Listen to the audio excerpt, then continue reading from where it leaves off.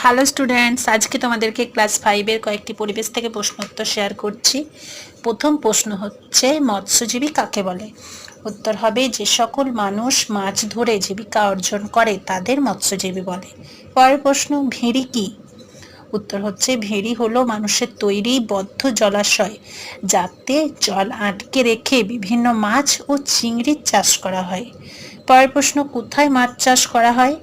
উত্তর হচ্ছে, মাছ চাষ পুকুর, নদী, খাল, বিল, ঝিল এবং ভেড়িতে চাষ করা হয়। পরের প্রশ্ন, 4টি মাছের নাম লেখো যাদের ভেড়িতে দেখতে পাওয়া যায়। উত্তর হচ্ছে, ভেড়িতে দেখতে পাওয়া যায় এমন 4টি মাছ হলো পার্সে, ট্যাংরা, ভেটকি ও পাবদা। পরের প্রশ্ন, ভেড়ির কোন কোন মাছ খেতে ভালো? উত্তর হচ্ছে, ভেড়ির পার্সে মাছ, ট্যাংরা, ভেটকি, পাবদা ইত্যাদি মাছ খেতে বেশ ভালো। পরের প্রশ্ন,